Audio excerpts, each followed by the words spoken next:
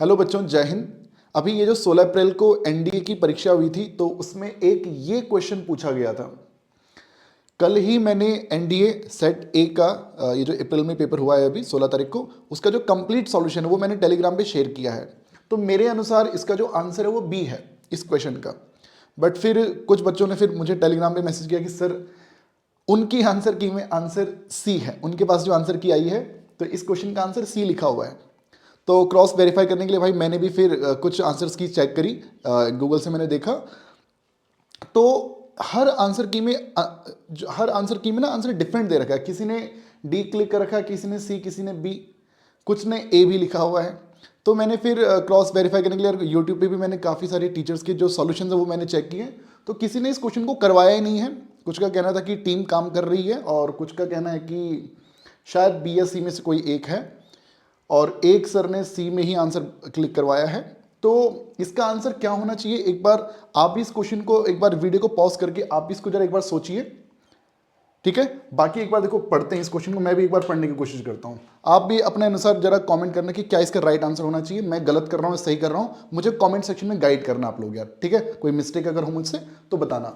देखिए यहाँ पर कह रहा है कि let a x equal to b be a system of linear equation with three unknowns. Let x1 and x2 be its two distinct solutions. देखिए जो सिस्टम ऑफ लीनियर इक्वेशन आप पढ़ते हैं ax इक्वल टू बी, यहाँ पर आप जानते हैं कि x की वैल्यू निकालने के लिए a इनवर्स b आता है, तो फिर फॉर्मूला लगा के हम x बाई जेड की वैल्यू निकाल दिया करते हैं, है ना। तो तीन वेरिएबल में ये कोई हमारा सिस्टम ऑफ लीनियर इक्वेशन है। अब कहता है कि इस सिस्टम ऑफ लीनियर इक्वेशन के दो सॉल्यूशन हैं x1 और x2। जनरली आपने क्या पढ़ा हुआ है कि सॉल्यूशन हमारे क्या होते हैं कि अगर हमारा डिटरमिनेंट जीरो के इक्वल ना आए तो यूनिक सॉल्यूशन होंगे। डिटरमिनेंट अगर जीरो के इक्वल आ जाए तो हम ये देखते हैं कि एडजॉइंट ए की मल्टीप्लाई बी से करके क्या आता है। एडजॉइंट ए की मल्टीप्लाई बी से करके अगर जीरो ना आए तो हम बोल दिया करेंगे नो सॉल्यूशन, है ना। लेकिन अगर ये इक्वल टू जीरो आ जाए तो इस सिचुएशन में भी फिर केसेस बनते हैं, यहां पर आपका मैनी सॉल्यूशन भी हो सकता है, नो सॉल्यूशन भी हो सकता है। फिलहाल इसने तो क्वेश्चन में बोला हुआ है कि इस सिस्टम ऑफ लीनियर इक्वेशन के दो सॉल्यूशन हमें दिख रहे हैं, एक है x1 और एक है x2।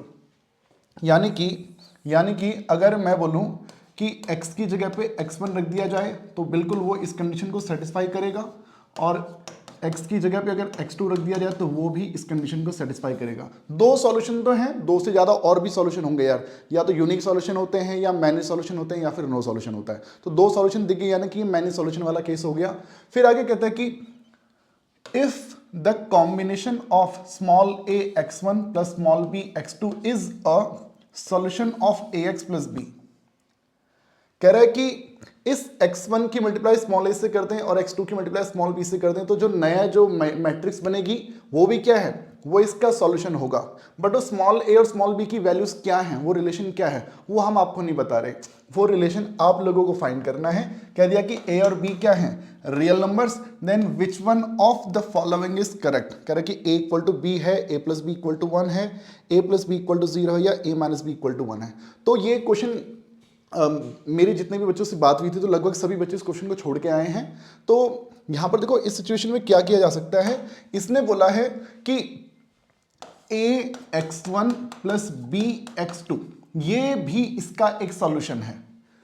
a x1 plus b x2 is a solution of a x plus b। तो एक काम करते हैं, इसको हम x नाम दे देते हैं और ये x उसका एक सॉल्यूशन है। सही बात है। सो जरा बात को समझना, ए एक्स इक्वल टू बी होता है, ए एक्स इक्वल टू बी होता है। अगर ये उसका सॉल्यूशन है तो पक्की बात है ये उस कंडीशन को सेटिस्फाई करेगा। तो मैं इसलिए इस x की जगह पर रख देता हूं small a x1 small b x2 और राइट साइड में मैं रख देता हूं b। A x equal to b है तो a x की वैल्यू मैंने पुट कर दी, b को मैंने राइट साइड में रख दिया, ठीक है। अब अगर मैं बोलूं कि इस कैपिटल a को अंदर भेज दो, इस मैट्रिक्स a को अंदर भेज दो, तो स्मॉल a फिर capital A x1 b a x2 equal to b बन जाएगा, ठीक है। और हम जानते हैं कि a x1 जो था वो b के इक्वल था, a x2 भी जो है वो कैपिटल B के इक्वल है, ये ठीक है, ओके। अब b से b काट दो तो a प्लस बी 1 आ गया, है ना। बट तरीका क्या रहता है, तो यहां पर आप ये देखिए कि जैसे a है हमारे पास तो ये जो बी है ये बी मैट्रिक्स होगी D1 D2 D3। ऐसी फिर बी हमारे पास फिर D1 D2 D3 और राइट साइड में भी क्या है D1 D2 और D3। ये D1 D2 D3 का फंडा क्या है, जैसे आप ये समझिए कि जो system of linear equation in 3 variable होता है वो आपको कुछ इस तरह से दिखाई देता है। तो राइट साइड में D1 D2 और D3, तो इन 3 से ही तो मैट्रिक्स B बनती है ना। तो ये वही मैट्रिक्स B बेटा मैंने यहाँ पे लिखी है। तो आप देखेंगे कि A की मल्टीप्लाई D1 से करोगे, फिर B की मल्टीप्लाई D1 से, और वो इक्वल टू में D1 रहेगा, तो D1 D1 D1 कैंसिल, तो A प्लस B बच्चे हमारा कितना आ जाएगा यहाँ पे, ये हमारा इधर 1 आ जाएगा। तो ये बेटा इस क्वेश्चन का राइट आंसर होना चाहिए, ठीक है। बाकी आपको क्या लगता है कि इस क्वेश्चन में मेथड में अगर मैंने कोई मिस्टेक करी है तो वो मिस्टेक एक बार बता देना भाई, और अगर ये सही है भाई तो कमेंट करके भी बता देना, ठीक है। बाकी एनडीए का ये जो पेपर हुआ था तो इसमें 3-4 क्वेश्चन और भी हैं जिनमें क्वेश्चंस में भी मिस्टेक रही है। कुछ क्वेश्चन में जैसे एक बाइनरी ऑपरेशन का क्वेश्चन रहा है, एक इंटीग्रल की क्वेश्चन में भी थोड़ी गड़बड़ रही है ना। और कोई और क्वेश्चन अगर आपको लगता है कि जिसके आंसर जो है आंसर की से मैच नहीं कर रहे, अलग अलग आंसर की में डिफरेंट आंसर है, तो आप कमेंट करके बताना, उसका सॉल्यूशन मैं यहाँ पे लाइव लाने की कोशिश करूँगा यार, ठीक है। चलिए मिलते हैं बेटा, ध्यान रखिएगा, जय हिंद।